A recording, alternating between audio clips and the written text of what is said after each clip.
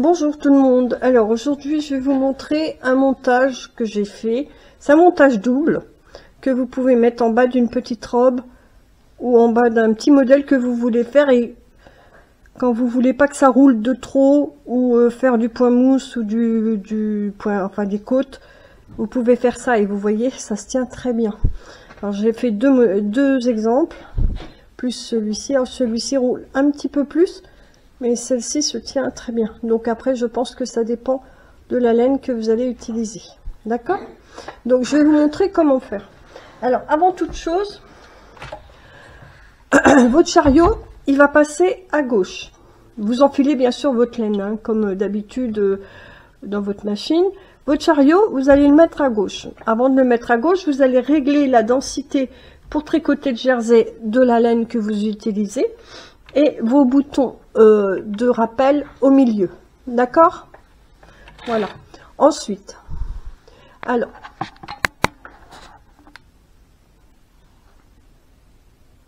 voilà.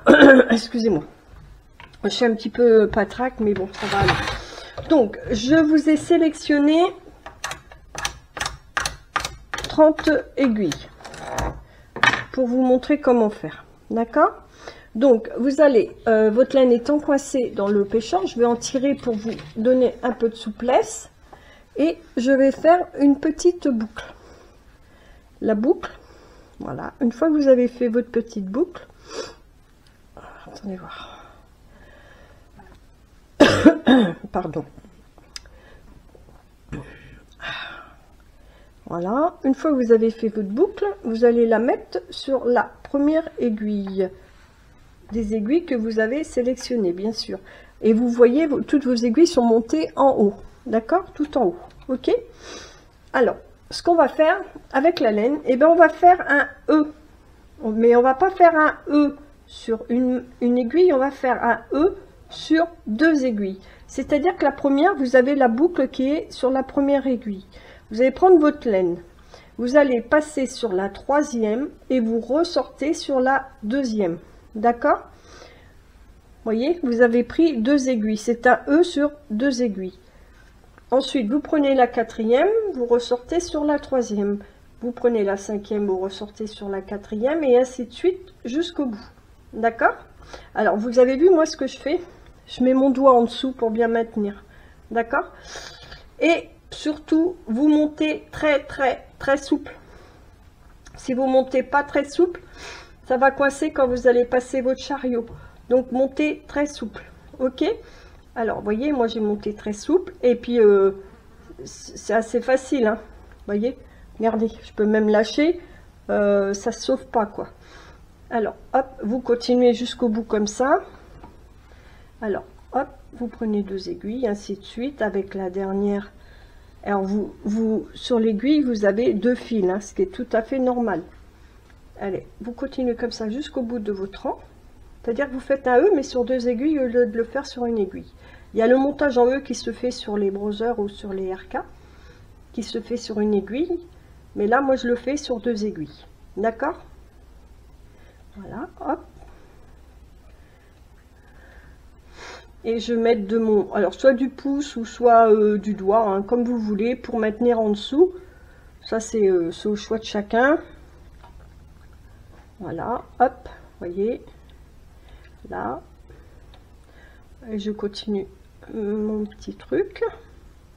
Voilà, là j'en ai encore deux à faire, et une fois que j'ai fait l'avant-dernière, c'est à dire que j'ai passé mon fil derrière l'avant-dernière, ben, qu'est-ce que je vais faire? Je peux pas faire la dernière, mais c'est pas grave, je vais tenir mon fil comme ça, je vais prendre mon renmailleur et je vais venir chercher mon fil entre la dernière et l'avant-dernière.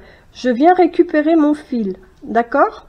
Je le passe entre les deux, et ensuite je viens entre la deuxième et la troisième et je reforme une maille, et ainsi de suite comme ça jusqu'au bout de retourner à gauche. Donc toujours très souple le montage.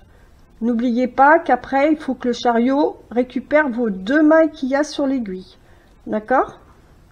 Alors vous voyez, c'est assez facile à faire hein. vous passez entre les deux aiguilles. La maille, il y en a une qui est sur le crochet renmailleur. Vous venez chercher votre laine au-dessus, vous descendez, vous refaites une maille et ainsi de suite jusqu'au bout de vos aiguilles. D'accord? Selon le nombre d'aiguilles, bien sûr, que vous avez besoin pour faire votre montage. Alors, une fois que vous aurez fait ça, là, je vais bientôt arriver au bout. Hop, montage souple. Alors, si vous trouvez que c'est pas assez souple, et ben vous retirez un petit peu, hein. N'hésitez pas. Il faut que ce soit très très souple. Au pire, si vous voyez que c'est pas assez souple, et ben regardez, vous redéfaites.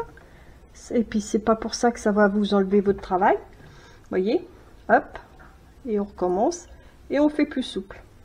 Donc pensez bien à faire très très souple. Surtout ça. Parce que quand vous allez passer le chariot, autrement votre chariot va coincer. Et il faut pas qu'il coince, il faut qu'il passe naturellement. D'accord? Alors, une fois, voilà, je vais bientôt arriver au bout. Voilà. Hop. Donc il me reste quelques mailles à faire. Bougez pas. Je retire un petit peu de laine. Voilà. Hop. Voilà. Donc là, je vais faire la dernière entre la dernière maille entre la dernière et l'avant-dernière. Donc je viens récupérer ma maille. Je passe en dessous et la maille que j'ai, je vais la mettre sur la dernière aiguille. Donc vous pensez à passer votre laine déjà avant et vous passez votre maille ensuite, d'accord, sans trop serrer.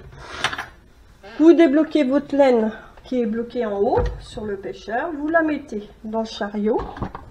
Oh, oups, voilà. Alors, tac, et ouais, voilà. Excusez-moi, la caméra bouge un petit peu. J'espère qu'elle est toujours bien placée. Je vais essayer de me remettre comme il faut, que vous voyez bien tout. Voilà. Le chariot étant réglé sur la densité pour votre laine, en jersey bien sûr, à savoir qu'on travaille que sur la fonture arrière. Hein. Vous mettez vos deux boutons de rappel du chariot en bas et vous allez passer votre chariot de gauche à droite.